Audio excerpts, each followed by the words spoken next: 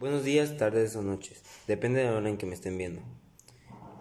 Hoy vamos a hablar sobre la química, lo que nos va a ayudar a desarrollar más adelante para describir otras palabras o decir su significado. Primero que todo, ¿qué es la química? La química es una ciencia encargada del estudio de todas las propiedades, estructuras y composiciones de la materia. Además estudia la energía y sus transmisiones.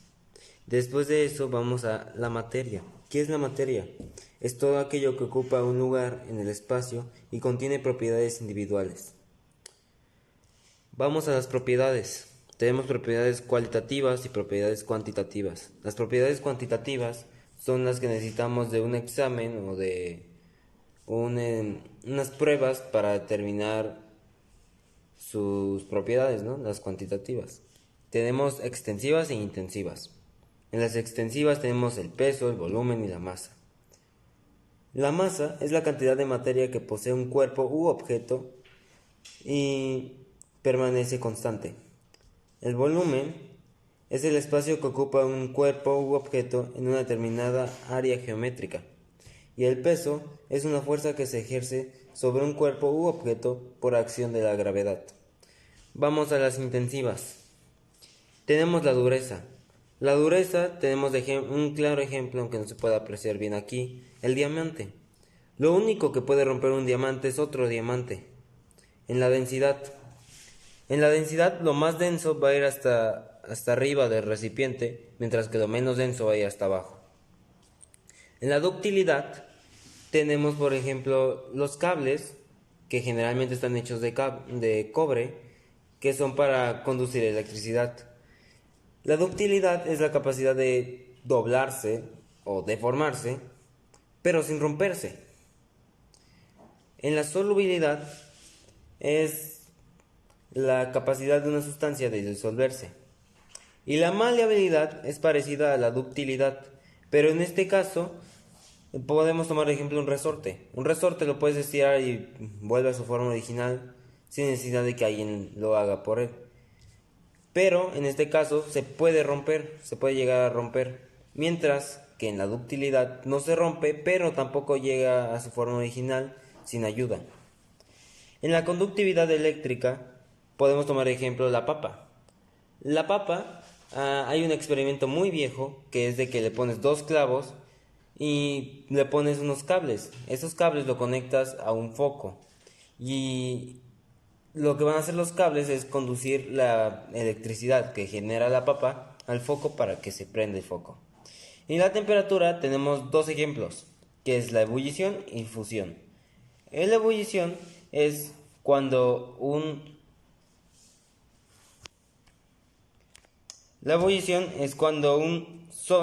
líquido pasa a un estado gaseoso y fusión es cuando un sólido pasa a un estado líquido. Ahora vamos a hablar de las propiedades cualitativas, que no hay mucha necesidad de hacer exámenes o pruebas, porque lo puedes ver a simple vista o lo puedes determinar con el tacto. Por ejemplo, el olor, el color. Podemos tomar de ejemplo esta hoja. No tiene un olor aparente, su color es algo opaco, no produce brillo, su forma es rectangular, su textura es algo áspera y su estado de agregación es sólido. Ahora vamos a pasar con lo siguiente. Ahora vamos a hablar de la masa, que ya habíamos hablado, lo que nos va a dar hincapié a que podamos hablar de sustancias puras, elementos, compuestos, etc. Como ya habíamos dicho, la masa es algo constante. Eso nos da hincapié a que podamos hablar de las sustancias puras. Las sustancias puras son todos aquellos con características únicas y que son unificados. Eso nos ayuda a liberar dos, elementos y compuestos. ¿Qué son los elementos?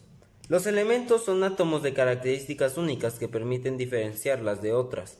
Por ejemplo, el helio, el calcio, el cloro. En este caso tenemos de ejemplo el oxígeno. Tenemos dos elementos de oxígeno en el cual se están uniendo. En este caso, en el otro lado tenemos un compuesto, que es H2O, que es el agua. Un compuesto es la unión química de dos o más elementos y tienen que ser iguales o diferentes. Aquí podemos ver cómo hay dos hidrógenos que conectan a un oxígeno. Y eso nos da una molécula.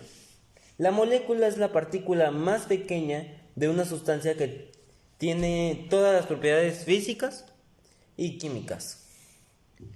Ahora vamos a hablar de las mezclas. Tenemos dos, mezclas homogéneas y mezclas heterogéneas. Las mezclas homogéneas son las que no se pueden distinguir los componentes. Y del otro lado tenemos las mezclas heterogéneas, de las que sí podemos observar sus componentes. En las mezclas homogéneas tenemos las disoluciones.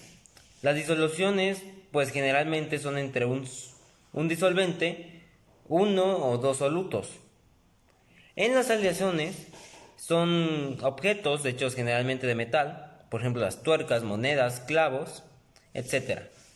Del otro lado tenemos en las mezclas heterogéneas los coloides, las suspensiones y las emulsiones.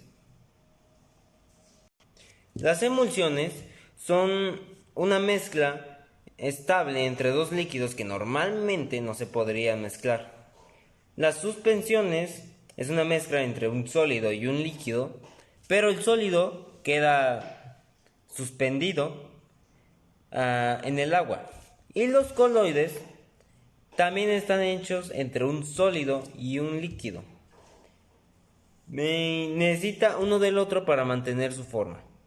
Eso nos ayuda a tener los métodos físicos de separación.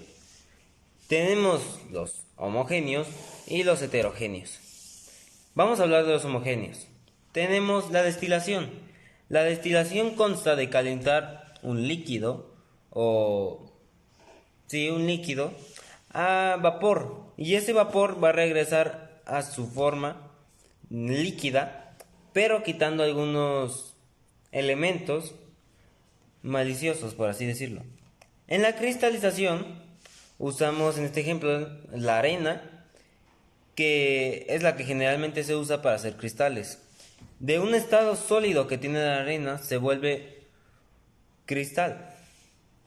Y en la cromatografía es el método de separación de los distintos componentes, por ejemplo en este caso los colores, que vuelven a su forma original por lo que están compuestos.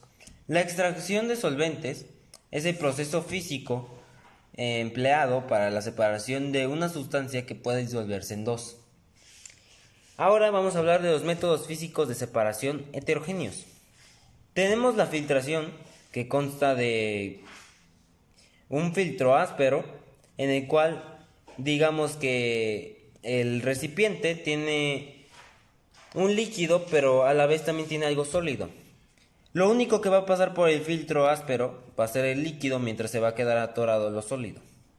El tamizado es parecido, pero el filtro, en vez de ser a veces es de papel o de otras cosas, aquí es de metal. Cabe lo mismo, pero solo con sólidos. Lo sacudes y lo sacudes hasta que se caiga lo más pequeño y arriba se queda lo más grande. Y en la decantación tenemos que es el proceso de separación por gravedad que hace una partícula más densa que otra, y eso hace que descienda. En la centrifugación es cuando una máquina ayuda a que dos líquidos se separen al girar muy rápido, y pues en los frascos o los recipientes van separados, se separan.